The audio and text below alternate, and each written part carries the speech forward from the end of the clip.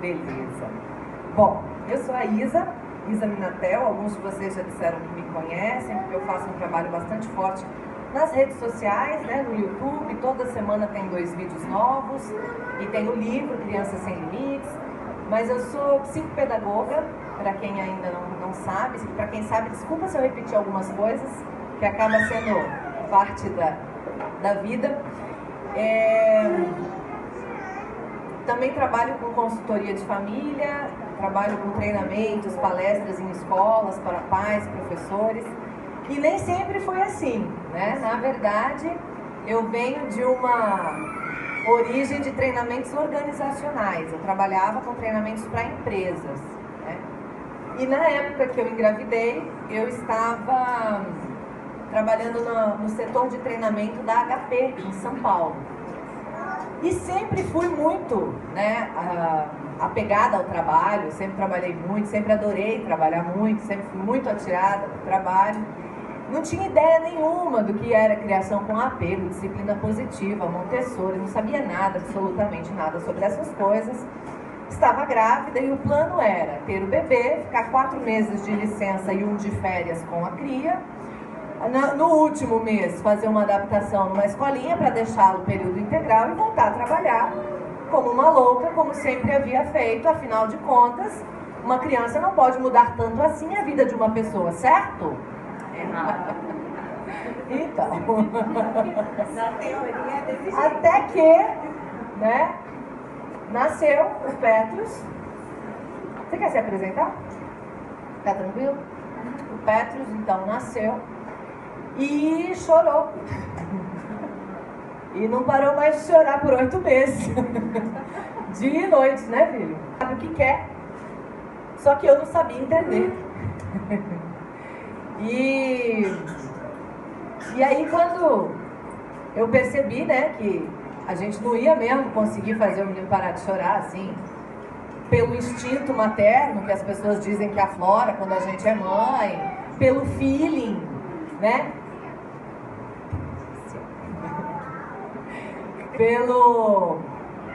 Enfim, né? Por essa coisa mágica que algumas pessoas acham que vai acontecer depois que você vira mãe, naturalmente, e talvez devesse até acontecer. No fim eu vi que não ia, né? Só assim. E eu estava comentando até no início aqui com algumas pessoas que o problema pediátrico já estava se tornando psiquiátrico, porque sem dormir a gente fica meio doida. E aí eu conversando com uma amiga, falando disso tudo, porque eu conversava com a minha família e a minha avó, que teve 9, dizia, é assim mesmo. A sua tataravó teve quantos? Teve uma que teve 20. É muito filho, né, meu filho? E se aquela que teve 9 dizia, é assim mesmo, fazia o que com a minha esperança? Né? Jogava por água abaixo. Fazia o que com os meus recursos? Limitava ainda mais, porque se é assim mesmo, significa não há nada a ser feito. Então eu ficava no olho do furacão. A hora que eu ligava para alguém para botar a mão para fora, para alguém me tirar daquilo, a pessoa me jogava de volta, sem querer, naturalmente, né? Até porque todo mundo que erra no quesito criação de filho, ou neto, ou bisneto, é porque acha que está fazendo melhor, porque acha que está acertando. Ninguém erra nesse quesito por querer, correto? Ninguém, né? E ela também achava que era assim mesmo, por isso dizia, é assim mesmo, né? E aí eu fiquei naquele negócio. E um dia, falando com uma amiga que não tem filhos, ela me disse, você já leu alguma coisa sobre criação de filhos? Eu falei, existe? Tamanho era o meu distanciamento deste universo. Ao contrário de alguém que criou, né, acompanhou a criação dos sobrinhos, dos primos, da galera toda e tal, não, eu não. Eu sou filha mais velha, quase prima mais velha e não convivi com criança nenhuma. Então eu não sabia nada mesmo desse negócio, nada mesmo. E aí, quando ela disse isso, né, eu falei, existe? Ela falou, existe, eu mesma já li alguns. Eu falei, Ela falou, tem um aí que é um negócio interessante, chama assim, A encantadora de bebês resolve todos os seus problemas. Falei, eu tô precisando. Eu realmente estou precisando de uma coisa como essa. Aliás, estou cheia deles aqui para ver se ela resolve mesmo, né? Bom, isso é só para introduzir como é que eu entrei nesse mundo, né? Eu comecei a ler, não esse só, mas muitos, e aí descobri Montessori, e aí descobri esse universo todo que hoje a gente fala, talvez até com grande naturalidade, da criação com apego, da disciplina positiva, da comunicação não violenta, né? Mas que é até bastante familiar para muita gente que está nesse meio e bastante desconhecido ainda para a maioria das pessoas, né? Lamentavelmente, mas a gente está trabalhando forte para mudar essa história. E aí eu descobri uma coisa muito interessante. Eu descobri que na nossa cultura a gente tem o hábito de estudar para muitas coisas, mas não tem o hábito de estudar para ser pai e mãe. Eu descobri que a gente vai dirigir um carro, a gente precisa estudar, mas para dirigir uma vida a gente acha que não precisa, né? E nessa caminhada a gente foi se aprofundando nisso. Então, só para introduzir como é que depois eu virei psicopedagoga, neuroeducadora, especialista no método Montessori, essas coisas todas vieram de 6 anos para cá, né? Antes disso, o trabalho era ainda, né, com comunicação, com relações humanas, com a parte comportamental, mas não voltado para a relação com a criança. Depois essa coisa toda da programação neurolinguística que eu já tinha, né, da comunicação entre as pessoas, da liderança, tudo isso que eu já trabalhava, começou a ser também voltado para a relação adulto-criança. Só para vocês saberem um pouquinho como é que tudo começou. Então vamos para o nosso assunto, que é esse negócio que quase não acontece em família nenhuma, chamado birra. Pirraça, manha, e começar a colocar um monte de coisa. Eu trouxe algumas coisas, mas eu queria ouvir um pouquinho de vocês. Se com o que vocês trouxerem, forem perguntando, a gente fizer um bate-papo que seja interessante, suficiente, bacana, eu talvez nem use o que eu trouxe, porque às vezes a gente traz uma coisa, mas a demanda das pessoas é outra. Ou até mesmo a gente consegue trabalhando o que eu trouxe com as demandas de vocês. Eu vou trazendo ali o que está ali a partir do que vocês trouxerem. Então eu queria deixar livre para vocês conduzirem esse processo. Porque por mais que a gente saiba que tenham coisas que todo mundo passa, cada um é um, cada grupo é um grupo, cada família é uma família, né? Tudo que a gente fala é buscando trazer mais recursos. Não é dizendo esse é o certo, o que você faz é o errado. Não é isso. Quem sou eu para dizer isso, né? É, na verdade, buscando ampliar o repertório. Olha, de repente você está fazendo assim, está tendo um resultado, e você tem outras opções de fazer para experimentar que resultados vêm, e se esses resultados, de repente, são mais interessantes para você, né? A ideia é essa, é ampliar o repertório. Então eu queria abrir a conversa para saber o que é que vocês querem saber sobre birra, pirraça e manha. Por favor, quem quer começar? Falar alguma coisa, trazer um caos e fazer uma pergunta para a gente começar a conversa.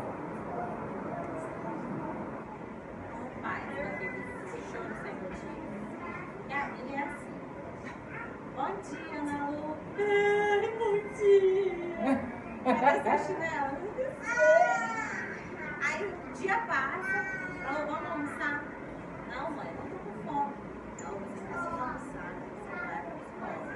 Aí começa a guerra. A gente chora porque às vezes pode ter um desenho passando na televisão, aí o almoço dá um contínuo com isso. Sim. Pode. Tá todo mundo ouvindo? Fala bem altão, que embora nós estejamos bem próximas, mas fala para todo mundo ouvir, que depois eu vou trabalhar o seu. Não, assim, o choro sem motivo, a hora do almoço é difícil, porque é a hora que a televisão vai mudar de canal, vai sair do desenho para ir pro jornal. Então, não, isso não pode. Não pode ter o jornal, mas também não pode ter o almoço. E aí vem aquele choro exagerado, não consegue saber o que fazer com ele, aquela vontade de gelado, falar, lá. Fica aí até você se acalmar. Não vai. Não vai, não. Pelo amor de Deus, vai lá, porque senão o negócio fica feio aqui pra mim e pra você. Então vai pra lá, por favor. Entendi. Então, assim, a gente não consegue controlar, eu preciso saber o que fazer. Beleza, boa. Mas você acha que esse choro sem motivo? Não, é porque tem vontade dela. Só que no decorrer do dia tem um monte que é sem motivo. É só porque você fala, pega lá o chinelo, filha. Começa. Do nada, assim, tá na frente dela. Ela tem quantos anos mesmo? 3. Acabou de fazer. Acabou de fazer, isso é bem importante, porque 3 e 9 meses, são coisas bem distintas. Nessa fase, né, faz bastante diferença. Muito bom, então vamos lá. Primeiro questionamento, né, que você traz, que eu acho legal a gente pensar é a expressão choro sem motivo. Isso é uma boa expressão para a gente começar o trabalho, né? Será que existe choro sem motivo? Perguntando, né? Só para a gente pensar. Do ponto de vista de quem é sem motivo. Né? Bacana. Então, para a gente começar a pensar. Uma criança que acabou de fazer 3 anos, bom, se a gente considerar que 3 anos é 100% da vida dela, né? Com quantos anos ela começou a falar? 2. Então, nós temos uma criança que 66% da vida se comunicou através do choro. E que há apenas 33, se a gente quiser ser, né, por cento da vida começou a dominar a fala, o recurso da fala. Então, uma criança nessa fase, ela está em transição. De vez em quando a gente precisa lembrar uma criança dessa idade que agora ela já sabe falar, que agora ela já sabe conversar. Então, olha, você não precisa mais chorar. Vamos conversar? O que está acontecendo? O que você quer me dizer? E às vezes a gente precisa lembrar, porque como ela ficou 66% da vida chorando para resolver os seus problemas, é natural que ela recorra a esse recurso que estava funcionando até aqui também. De uma maneira mais, né? Era esse o normal, era esse o padrão, era esse o piloto automático. Então, quando ela começa a ter o recurso da fala, é legal que a gente lembre, né? Olha, e eu sei que às vezes a gente tem que ter... E aí rola um controle emocional nosso, que na verdade é o começo da minha conversa aqui, tá? Do controle emocional, da inteligência emocional. A palestra é sobre BIA, se você olhar, tem mais slide falando de inteligência emocional que de BIA. Porque primeiro a gente precisa entender como é que a gente se controla antes de um BIA. Porque se dá vontade de botar no chuveiro frio, é porque já aconteceu os negócios aqui dentro, né? E eu preciso ver o que eu vou fazer com esses negócios aqui dentro, antes de ver o que eu vou fazer com esse negócio aqui fora. Esse é um ponto importante da nossa conversa, tá? Então vou deixar essas perguntas. Choro sem motivo existe? Sem motivo do ponto de vista de quem? E a lembrança de que eu tenho um ser humaninho na transição da comunicação que antes era só por choro, né? E expressão e contorção do corpo, isso tudo é comunicação, e passa a ser da fala, da conversa, do realmente verbal em termos de palavras. Mesmo assim, no início do processo. Ou seja, não tem todo o vocabulário ainda, não tem todos os recursos, não sabe exatamente expressar tudo que quer, que sente. Então, olha só como é, né? A hora que a gente olha desse lado, a gente fala, o que eu estou fazendo? O que eu estou fazendo? Querendo exigir do ser humaninho assim, né? E você também falou um negócio que é interessante, que é o choro na hora que acorda, né? Você falou, bom dia, faz aqui, né? Eu não sei como você acorda, mas tem adultos e crianças têm maneiras diferentes de acordar, né? Tem pessoa que acorda, como a gente diz, né? Guia de excursão. Bom dia! Né? Vamos lá, pessoal! Hoje o nosso roteiro é uma animação, né? Eu tenho ódio de quem acorda assim. Eu também. Eu odeio também. Porque, na verdade, quando eu acordo, eu ainda não acordei. A realidade é que eu só acordo, de fato, em média, 30 a 40 minutos depois que eu acordei, né? Então, eu sou daquela pessoa assim, quando você acorda, você prefere café ou leite? Quando eu acordo, eu prefiro que não me perguntem nada. Né? Eu sou daquelas que... Então, se uma criança de 3 anos, que dominou a fala agora, é do meu tipo, pode ser que a hora que você faça uma pergunta pra ela, eu fale bom dia feliz, ela não faz isso comigo, né? Então, existem pessoas diferentes, crianças diferentes, né? E aí, isso pode explicar também essas situações, né? Então eu posso experimentar um bom dia menos efusivo, ou talvez esperar que ela me dê bom dia, né? Que ela inicie o contato com a Terra quando ela já estiver aqui, né? Então, faz sentido? Faz sentido para vocês? Me deem sinais vitais. Vocês estão me ouvindo? Estão concordando? Está fazendo sentido? Isso. Conversa comigo. Tá? Então, são coisas legais da gente considerar. Antes da gente ir para a próxima pergunta, deixa eu falar um pouquinho sobre inteligência emocional. Já que eu falei que essa vontade louca que vem na gente, no caso dela de pôr no chuveiro frio, existem variações, né? Pode sair, pode ser de jogar, arremessar de algum lugar, né? Existem várias variações dessa vontade que acontece na gente, que é por conta de quê? Da falta da inteligência emocional, né? E antes que a gente fale sobre a falta da inteligência emocional, eu queria fazer uma pergunta. A gente ter ou não ter inteligência emocional, ou a gente estar num grau mais avançado ou menos avançado de inteligência emocional, é culpa nossa?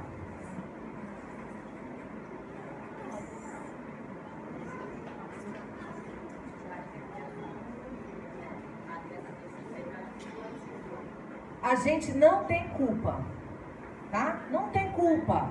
Por quê? Porque a gente não teve lá na nossa criação inteligência emocional. A maioria de nós, eu estou generalizando, claro, pode ser que teve alguém que tenha, né?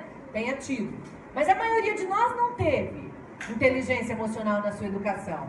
Nem em casa e nem na escolarização. Você já viu alguma escola que tem no currículo inteligência emocional? Né? Está começando algumas iniciativas e não curriculares. São extras. A Escola da Inteligência, do Augusto Cury, alguma coisa, mas é extra, no currículo raro, né? No currículo do MEC, né?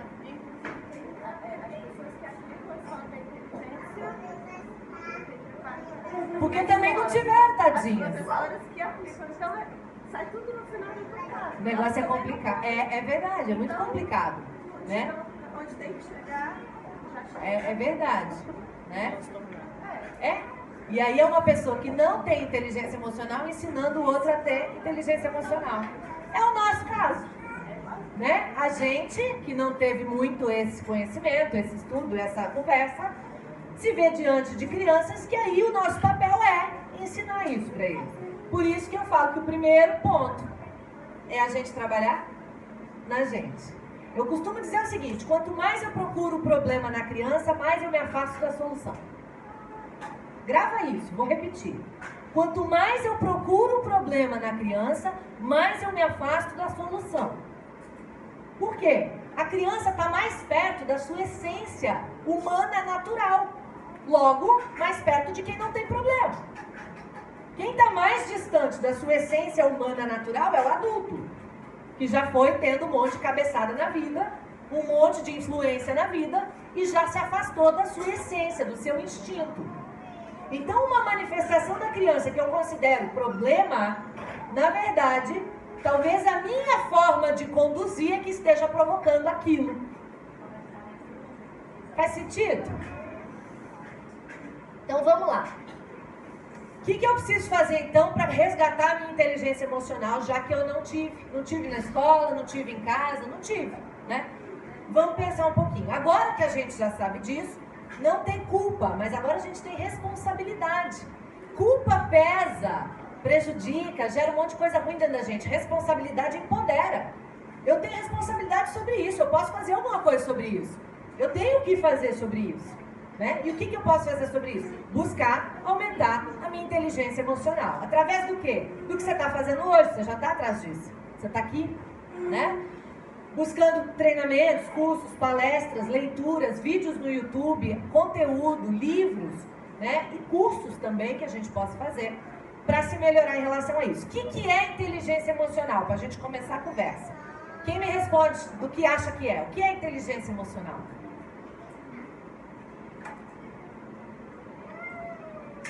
Essa é aquela parte que você responde.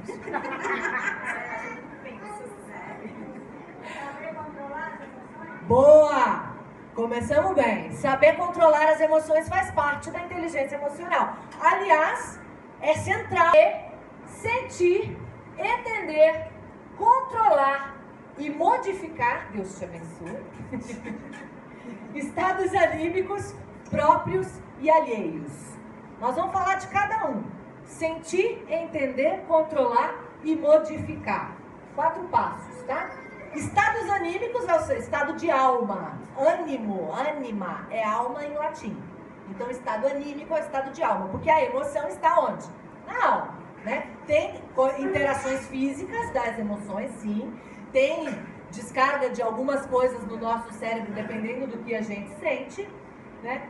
E é a alma que sente e interage com o corpo.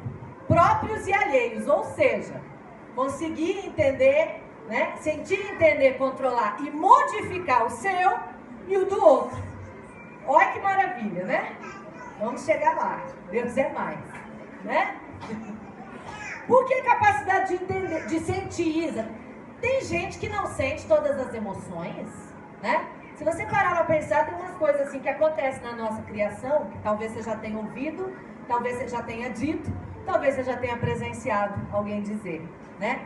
Engole o choro! As crianças assustam nessa hora, desculpa.